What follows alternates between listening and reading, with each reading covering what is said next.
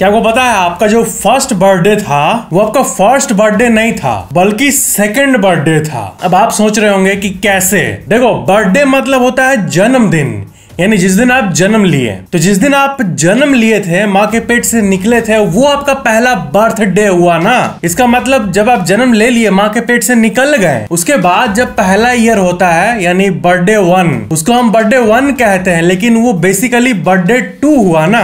आपका पहला बर्थडे आपका सेकेंड बर्थडे हुआ, क्योंकि आप जब अपने माँ के पेट से निकले थे तब उस दिन पहला बर्थडे था और फर्स्ट वाला सेकंड था, वैसे सेकंड वाला थर्ड था। यानी मान लो आप अपना 18वां बर्थडे मनाए हो लास्ट बार, तो असल में वो 19वां बर्थडे है। फैक्ट नंबर 12, ये एक साइकोलॉजिकल फैक्ट है डेथ नंबर्स के बारे में। लोगों की साइकोलॉजी की स्टडी से ये पता चला है कि डेथ नंबर हमेशा एक नंबर होता है। यानी जो न्यूज में सुना जाता है कि यहाँ पे इतने लोग मर गए, यहाँ पे करोड़ों लोग मर गए, ये जस्ट एक नंबर होता है आम पब्लिक के लिए। ऐसा इसलिए क्योंकि किसी और के इमोशंस को हम चाह के भी उतना फील नहीं कर पाते जितना गहराई से हम अपने लोगों के लिए करते हैं। तो आप कभी भी यकीन मत करना कि किसी भी देश का कोई भी पॉलिटिशियन कभी भी कहीं भी कुछ हो घटना तो उससे उसको खास फर्क पड़ता है इमोशनली, क्योंकि it is just a number until it happens personally.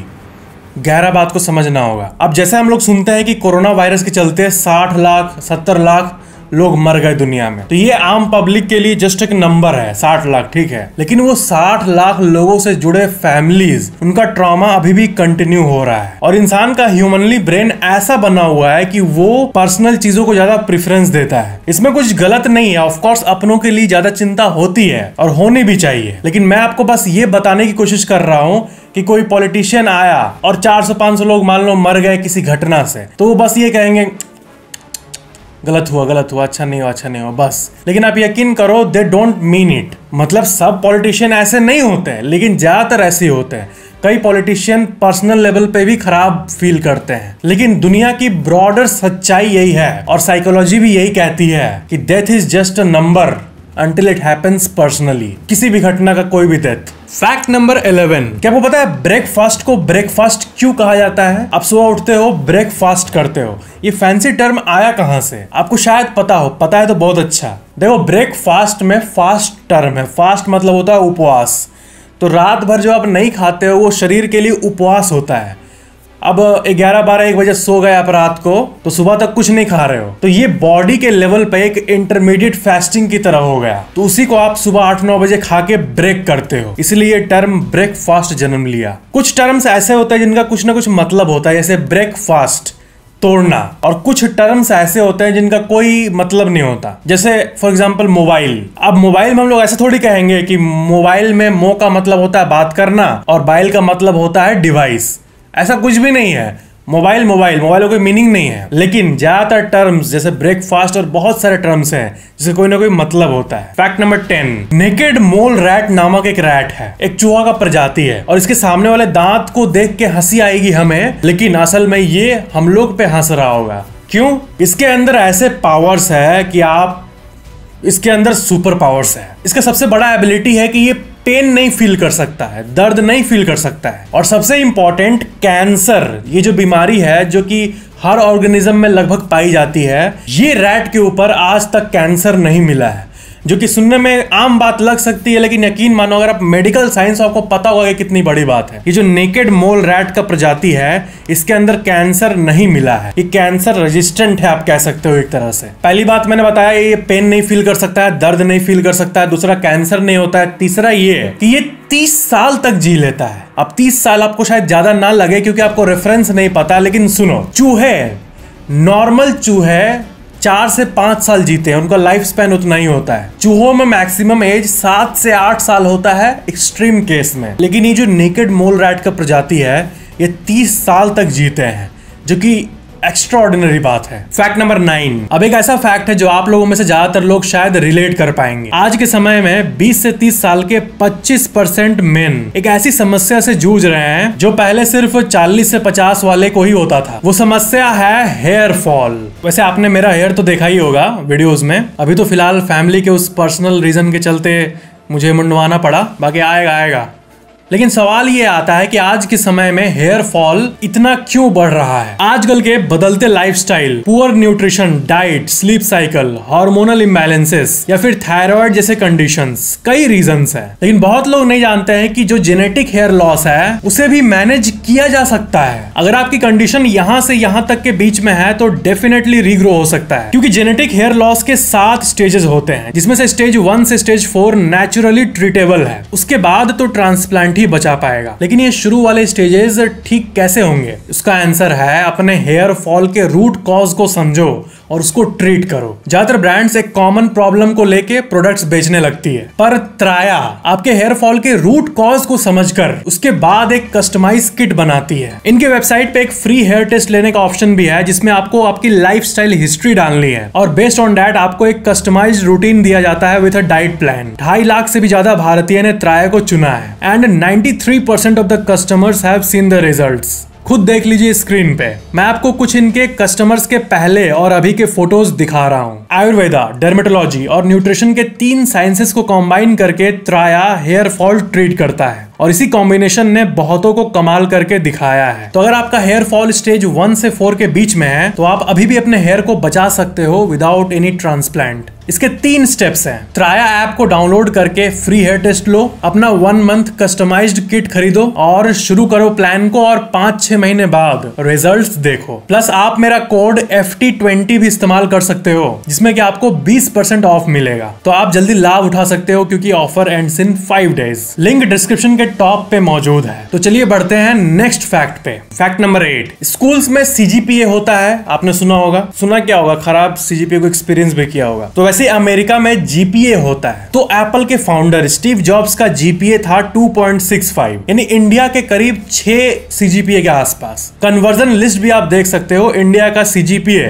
और USA का GPA। तो इसका मतलब वो बिल्कुल एवरेज स्टूडेंट थे अपने स्कूल कॉलेज के टाइम पे। पर अभी के समय में जो दुनिया की सबसे वैल्यूएबल कंपनी है उसका फाउंडेशन उन्हीं ने गाड़ा था। इसका मतलब मार्क्स से आपको सही में डिमोटिवेट नहीं होना चाहिए। वर्ल्ड में बहुत अच्छे एग्जांपल्स है जो ये बताते हैं कि मार्क्स पाकर कोई खास किसी ने नहीं उखाड़ा है। देखो, जिनका अच्छा मार्क्स मिलता है ऐसा नहीं कि वो खराब है। अब 100 टॉपर्स हैं, उसमें से 90 टॉपर खास नहीं कर पाए कुछ, लेकिन 100 टॉपर्स में से 10 टॉप टॉपर्स IAS IPS बन जाते हैं, उनका लाइफ सेट हो जाता है। लेकिन ज्यादातर क्लास के टॉपर्स आखिरकार जॉब करते हैं। आपने कितनी बार देखा भी होगा रियल लाइफ में। लेकिन जो टॉप नहीं करते हैं, एवरेज स्टूडेंट रहते हैं, उसमें से कोई बिजनेस कर लेता है, कोई किसी और फील्ड में चल जाता है, और बैक बेंचर्स में से भी कई अपना अच्छा बिजनेस खड़ा कर लेते हैं। तो ये आपको इस बात को बताता है कि मार्क्स के लिए कभी मत रोना। मार्क्स लाने का फुल ट्राई करना, यही दुनिया का सिस्टम है ऑफ कोर्स, लेकिन कम आ गए फुल प्रयास के बाद भी तो फिर रोना मत। फैक्ट नंबर 7, एक बात बता रहा हूं आपको, बहुत अजीब लगेगा सुनना। केले को दूसरे देश से इंपोर्ट करने में जितना ट्रेड गाइडलाइंस और रेस्ट्रिक्शंस हैं गवर्नमेंट के लेवल पे, उतना AK-47 के लिए भी नहीं है। जी हाँ, इसी चीज का रेफरेंस आप अपने स्क्रीन पे देख सकते हो। जितना रेगुलेशन और कॉम्प्लायंसेस केले में है उतना AK-47 के लिए भी नहीं है। जैसे कोई भी चीज आपको विदेश से मंगाना है तो उसका नियम कानून होता है। तो मान लो गन के लिए नियम कानून है, लाइसेंस वगैरह बहुत कुछ है, तो वो नियम कानून का लिस्ट 20 होगा, 20 से 25 आपको वो सब फुलफिल करना होगा, फिर ही आप इंपोर्ट कर पाओगे। लेकिन केला मंगाना है तो 50, 60, 70 कंप्लायंसेस होंगे। ये सुनने में बहुत अजीब लग रहा होगा, लेकिन जो है सो है। फैक्ट नंबर 6, चाइना का सबसे लंबा इंसान जिशुन बाओ, जिनका हाइट 7 फीट 9 इंच है। इन्होंने हाइट का रिकॉर्ड तो बनाया ही है, लेकिन इनके साथ एक अजब सी घटना भी हुई। एक डॉल्फिन के पेट में समुद्र का डेंजरस वेस्ट घुस गया था और ये कोस्ट लाइन पे आ गई थी, और वहां के रेस्क्यू टीम के हिसाब से वो मरने ही वाली थी। तभी इनके दिमाग में अचानक से आया कि चाइना के सबसे लंबे इंसान को हम बुलाते हैं, क्योंकि वही इंसान इन डॉल्फिन का जान बचा सकता है 1 घंटे के अंदर। कैसे? उन्होंने इनको बुलाया। इनका हाथ 1 मीटर लंबा है, यानी 3 फुट लंबा है। हाथ को डॉल्फिन के पेट में घुसाकर इन्होंने वेस्ट को निकाल दिया। डॉल्फिन को 10 सेकंड के लिए बहुत कष्ट हुआ होगा, लेकिन जब निकला तो फिर डॉल्फिन रिलैक्स हो गई, जिसके चलते डॉल्फिन की जान बच गई। रेस्क्यू टीम ने क्या किया होगा? कॉल किया होगा, बोला हाँ चाइना का सबसे लंबा आदमी, डॉल्फिन के पेट से कचड़ा निकालना है। वो बोला ओके आ रहा हूं। गजब। लेकिन जो हुआ बहुत ब्यूटीफुल हुआ। 1 मीटर लंबा हाथ फैक्ट नंबर 5, अपने अमेरिका के स्टैचू ऑफ लिबर्टी को जरूर देखा होगा। आपने भारत के स्टैचू ऑफ यूनिटी को भी जरूर देखा होगा और आपने ये नोटिस किया होगा कि unity statue normal copper colour का है, लेकिन ये ग्रीन कलर का है। ऐसा क्यों?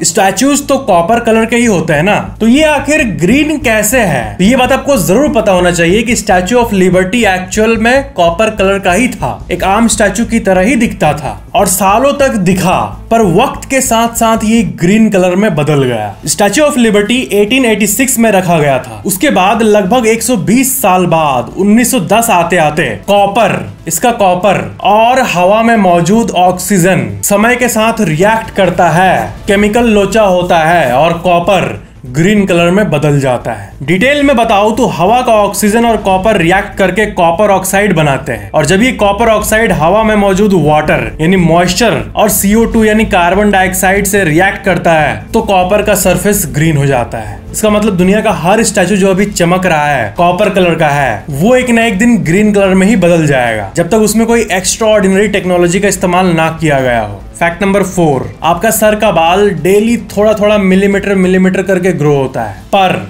आपका हेयर ग्रोथ पूरे जीवन में कितना होता है उसको मापे तो वो आएगा 1000 किलोमीटर। जी हाँ, बढ़ता है आपका बाल, आप कटवा देते हो, फिर बढ़ता है, फिर कटवा देते हो, फिर बढ़ता है, फिर कटवा देते हो।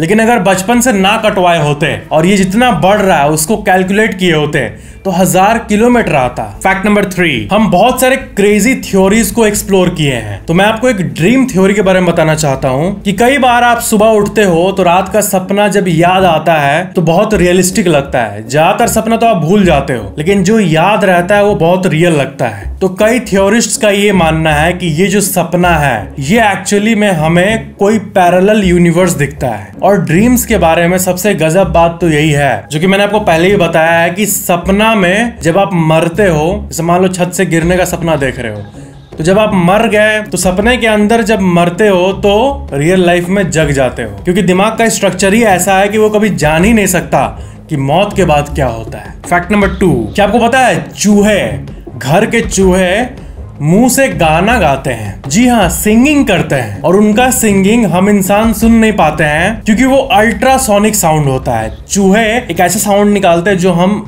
नहीं सुन सकते, ऑडिबल ही नहीं होता है, लेकिन वो होता है। और इससे भी अमेजिंग बात यह है कि वो चूहे गाते इसलिए हैं ताकि वो चूहिया को अट्रैक्ट कर पाए। जी हाँ, लिटरली साइंटिफिकली स्पीकिंग वो मेट्स को अट्रैक्ट करने के लिए गाना गाते हैं। मैं अक्सर आपको कहता हूँ कि हमारे आसपास ऐसी कई चीजें हैं जो कि है लेकिन हमें दिखती नहीं है, जैसे हवा कहाँ दिख रही है ना, भूत प्रेत, चुड़ैल। और उसमें और एक नया ऐड हो गया, चूहों का गाना, यानी गाना, सीटी मारना, फ्लर्ट करना। ये सिर्फ इंसानों में नहीं होता बल्कि चूहों में भी होता है। मेट्स को अट्रैक्ट करने के लिए गाना गाते हैं। वाओ, दैट्स गजब। फैक्ट नंबर 1, आपने ये सुना ही होगा कभी न कभी जिंदगी में कि कौवा सर पर बैठना अशुभ माना जाता है, पर ऐसा क्यों? इसका क्या साइंटिफिक बेसिस हो सकता है? तो सुनो, चील, कौवे, ये सब स्कैवेंजर होते हैं। वो एवेंजर नहीं, स्कैवेंजर। स्कैवेंजर मतलब वो जीव जो ऊपर से जगह जगह पर मांस खोजते रहते हैं और मिलने पर खाना शुरू कर देते हैं, और जहां भी मांस का टुकड़ा दिखे वहां जाकर खाना शुरू कर देते हैं। जैसे शेर अगर किसी जानवर को मार के खा लिया है, उसका पेट भर गया है, वो चल गया खा के, लेकिन मांस का टुकड़ा तो वो रहता है जंगल में, तो उन्हीं टुकड़ों को ये स्पॉट करते हैं और खाते हैं। इन्हीं को स्कैवेंजर्स कहते हैं। एवेंजर का नाम बदनाम कर दिया ये लोग। तो पुराने जमाने में जब भी किसी के ऊपर चिड़िया बैठ जाता था तो लोग को फनी लगता था कि चिड़िया आके बैठ गया, लेकिन कुछ दिन बाद देखते थे कि कई लोगों को बीमारी हो जा रही है, फ्लू हो जा रहा है, अननोन वायरस आ जा रहा है, कई लोग की मौत भी हो गई है। सुनने में अजीब लगेगा, लेकिन जब पुराने जमाने में मेडिकल फैसिलिटीज नहीं थी तब ज्यादातर ये सब बीमारी वगैरह अननोन थी इंसान के लिए। और क्योंकि ये स्कैवेंजर्स मांस खाते हैं, मांस अननोन मांस से रिलेटेड है, तो बीमारी की प्रोबेबिलिटी तो ऑब्वियसली बढ़ ही जाती है। चिड़िया बैठने पे सब बीमार नहीं होते थे, जिनका इम्यून सिस्टम बहुत वीक है वही होते थे, लेकिन इतिहास में यहीं से ये चीज शुरू हुई। इसलिए चील या फिर कौवे का सर पे बैठना अशुभ माना जाता है। कौन से अननोन डिजीज ये कैरी कर रहे हैं किसी को नहीं पता। It's dangerous. जरूरी नहीं कि डिजीज हो ही, लेकिन बीमारी की संभावना आ जाती है, तो हम इनको अपने सर पे क्यों बैठने दें? कहाँ का मांस खा के आए हैं, क्या करके आए हैं, क्या बीमारी लेके आए हैं किसको पता। तो यही कारण था कि इनका बैठना सर पे अशुभ माना जाता है। तो ये था आज का वीडियो। आई होप आपको सारे फैक्ट्स पसंद आए होंगे। और हाँ फ्रेंड्स, त्राया ऐप को डाउनलोड जरूर करना। जैसे कि मैंने कहा था, अगर आप स्टेज 1 से 4 के बीच में हो तो you can save your hair. Link description के टॉप पे है, चेकआउट जरूर करना। Thank you so much for watching this video. मिलते हैं अगले वीडियो में।